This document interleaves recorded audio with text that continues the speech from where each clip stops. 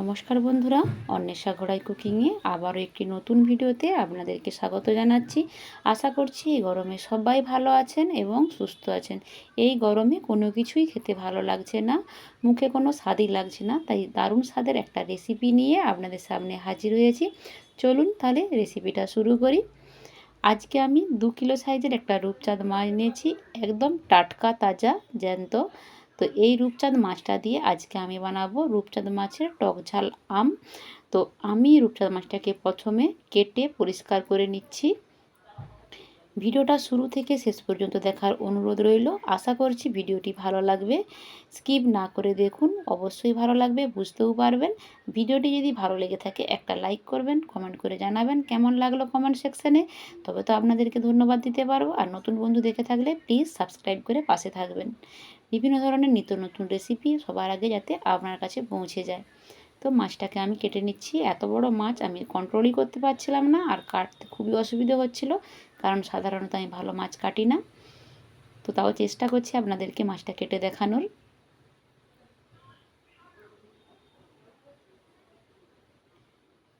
দেখুন আমি অর্ধেক করে দিলাম মাছটাকে। এইবার পেটিটাকে বের করে নেব। আমি পেটিটাকে অর্ধেক করে নিয়ে এর ভেতরে যে আঁতা পাঁটাগুলো আছে সবগুলোই বের করে নেব। এই মাছটা প্রচণ্ড শক্ত টাইপের, আর কাটতে খুবই অসুবিধা হচ্ছিল।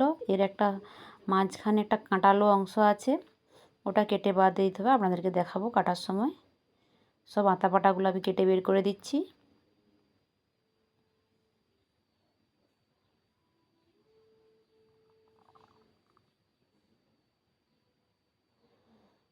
এইভাবে আমি এটাকে অর্ধেক করে নিচ্ছি।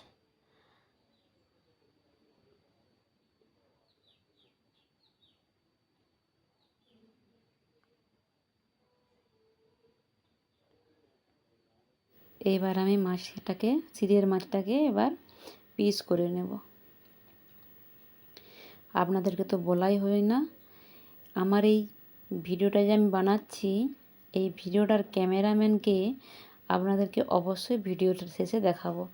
আপনারা দেখে অবাক হবেন যে সত্যি যে ক্যামেরা করছে সে এত সুন্দর ক্যামেরা ধরেছে, ভাবতেই পারবেন না। তার জন্য অবশ্যই ভিডিও শেষ পর্যন্ত দেখতে হবে যে কে ক্যামেরা করছে। ভিডিও শেষে আপনাদেরকে দেখাবো যে আমার ভিডিওর ক্যামেরাটা কে করছে।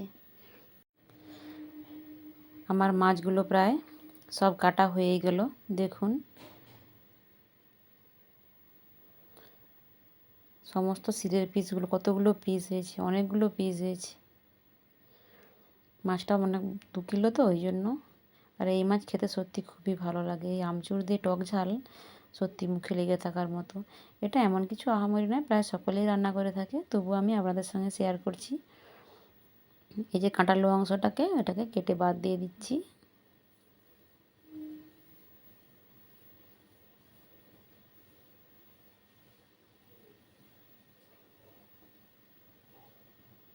ব্যাস আমার সব কাটা হয়ে গেছে। এবার আমি এগুলোকে ধুয়ে ফ্রেশ করে নিয়ে একবারে আপনাদের সঙ্গে দেখা হচ্ছে রান্নাঘরে। চলুন তাহলে মাছগুলোকে ধুয়ে ফ্রেশ করে নিয়ে আসি। মাছগুলো আমার ধুয়ে ফ্রেশ করা হয়ে গেছে। আমি 8 পিস নিয়েছি, বাকিগুলো সব রেখে দিয়েছি। এগুলো আমি এবারে লবণ হলুদ মাখিয়ে নেব ভালো করে হাত দিয়ে। সুন্দর করে হাত দিয়ে ভালো করে হলুদ আর লবণ মাখিয়ে দেবো। আমি আগেই লবণটা দিয়ে দিয়েছিলাম, তারপর হলুদ দিয়ে দিচ্ছি। এবার আমি কড়াইতে তেল দিয়ে দেব।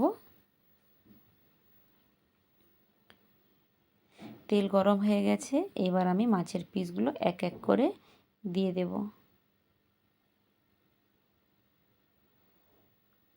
এই মাছ ভাজা করতে হলে একটু অল্প তেলে ভাজা করতে হবে। এই মাছ থেকে প্রচণ্ড তেল বেরোয়, আবার বেশি তেল দিলে ফাটে, গায়ে এসে পড়ে।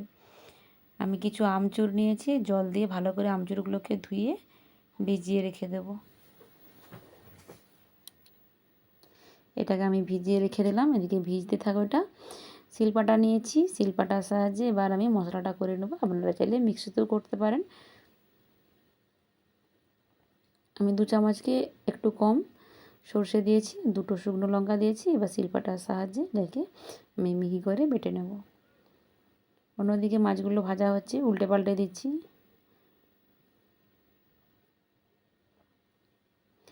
ব্যাস আমার মশলাটা সুন্দর করে মিহি করে বাটা হয়ে গেছে। আর এদিকে মাছটাও ভাজা হয়ে এসেছে। এবার মাছগুলো আমি সব তুলে নেব।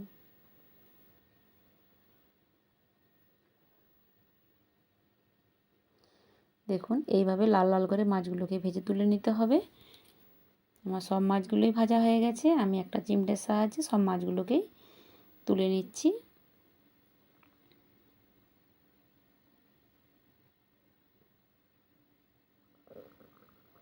ওই তেলেই এই আমচুরগুলো দিয়ে দিলাম।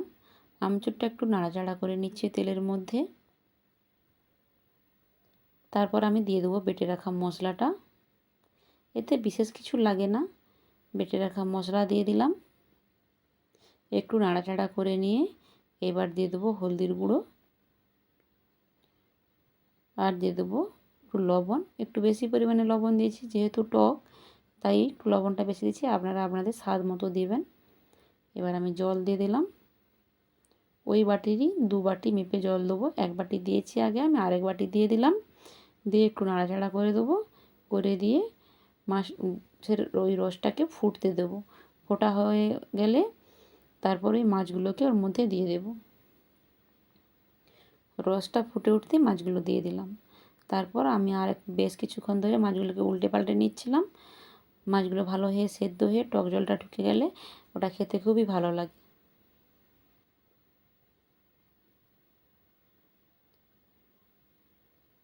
তো সব মাছগুলোকেই আমি ঝোলের মধ্যে ফুটিয়ে নিয়েছি। উপর দিকে বেশ কিছুটা সর্ষের তেল দিয়ে দিলাম।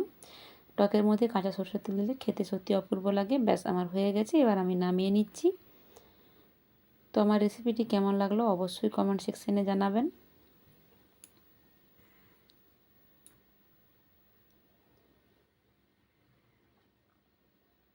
এর মধ্যে রসটা দিয়ে দিলাম চামচের সাহায্যে তুলে।